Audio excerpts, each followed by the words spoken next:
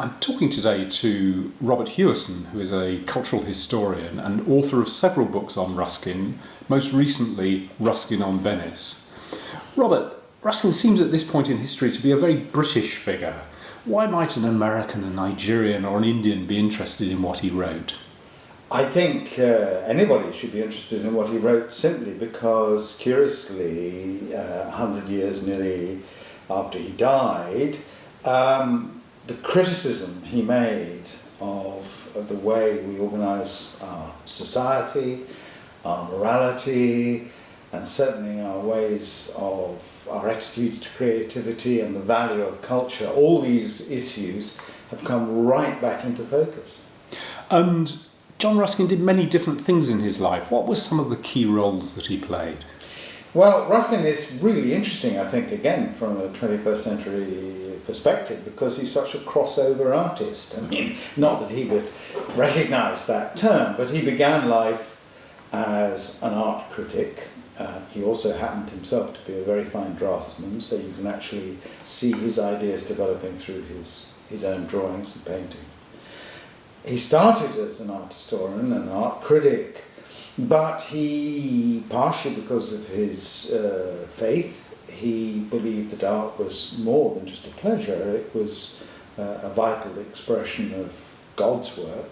And spiritual values. And indeed had very, very strong and important spiritual values, and that it was the duty of artists to tell the truth as they saw it. Gradually his ideas broadened, particularly when he became engaged not just in painting, and of course he was a champion of the great then contemporary artist, J.M.W. Turner, the great British artist, landscape painter. He became interested in architecture, and when he became interested in architecture, he realised that architecture, he said, was a social art. And he gradually developed the idea that the quality of art, and the quality of architecture, and the quality of urban life was an index of the quality of our social and moral lives. And from that point in, he became more and more interested in the economics and the politics, not just of culture, but obviously of society. So by 1860, when he writes a series of essays called Under This Last, he's moved on from being an art critic to be a social critic, and specifically a great critic of capitalism. And it is really his criticism of the way that not just the artist, but any person who works with their hands, and of course most people work with their hands in those days, any person who sells their labour and the way that is treated becomes a very important issue for him. And in fact what it does is give a language for the rising working classes, gives them a language in which they can then critique their society and capitalist arrangements. And the consequence of that is that in the 20th century, although Ruskin himself dies in 1900, his ideas percolate through into much of the social thinking of the 20th century. What were the influences that shaped Ruskin as he was growing up? Well, one was nature, undoubtedly. He was a romantic. He was, if you like, a second-generation romantic. He actually met Wordsworth. He didn't just read his poetry, he actually met Wordsworth. He won a prize. He went to Oxford, and when he won a prize for poetry, it was actually Wordsworth who handed him the prize, which I always think is a lovely thing. He was also a passionate admirer of Byron. And so he was a romantic, and of course it was the romantics, basically because of the way that industrial society was developing, who sought to elevate the value of nature as a counterbalance to the dreadful things that we were doing, creating pollution, all those things. So he was a romantic. The other thing was, of course, he was an evangelical Protestant. His parents were quite elderly, and his mother made him learn the Bible off by heart. And that had a profound effect on him, Partially it made him a great writer, I think, but also because he used the King James Bible, which is magnificent prose, whatever your faith.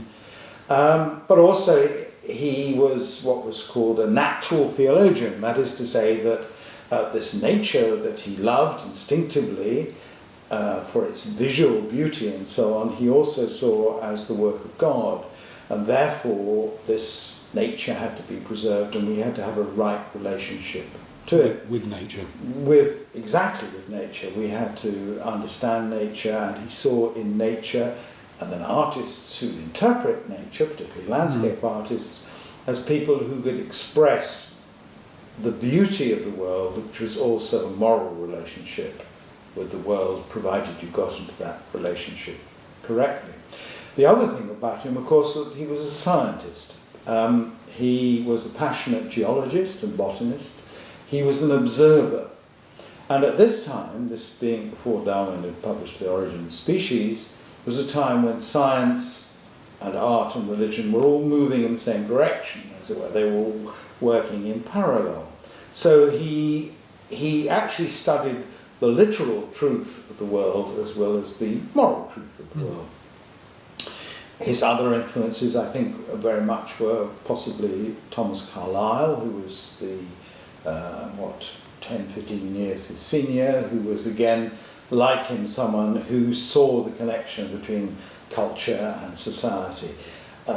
Carlyle, much less sympathetic figure and frankly a much more conservative figure in the end, but also Carlyle, like Ruskin, was a great critic of what Carlyle called the cash nexus, which is the world of getting and spending. So Romanticism was the basic influence on him, followed by Protestant evangelicalism.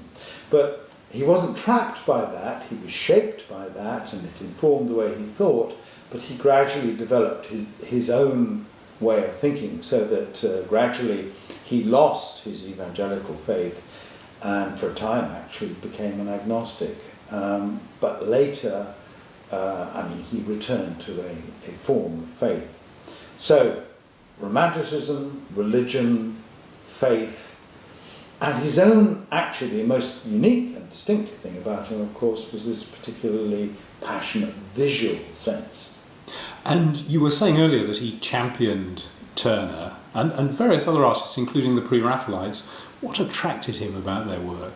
Well, he began by championing Turner because although Turner was a much older generation, Turner was like a father to him in a sense. It was that kind of relationship. As Turner got older, Turner became more radical. Like some great artists, they become even more radical in their old age. They don't become conservative and like thinkers and writers. They become more radical.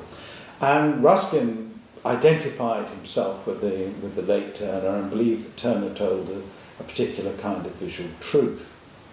When the Pre-Raphael, Turner died in 1851, which is, as it happens, the year in which he began to meet this new group of people called the Pre-Raphaelite Brotherhood. Now, the Pre-Raphaelite Brotherhood were kids almost, who had actually formed in 1848.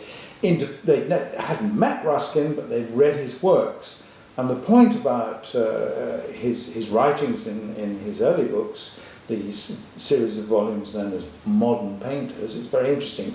We think of Ruskin as a sort of Victorian fuddy-duddy, but he was right into the contemporary art of his day. And he saw in the Pre-Raphaelite Brotherhood, who called themselves Pre-Raphaelites because they wanted to get back to a time before Raphael had imposed a series of conventions. And they, like Ruskin, wanted to see the truth and render the truth as they saw it. So he championed them, particularly Millet and Holman Hunt. And his reason for that was that he believed that they were telling a particular truth.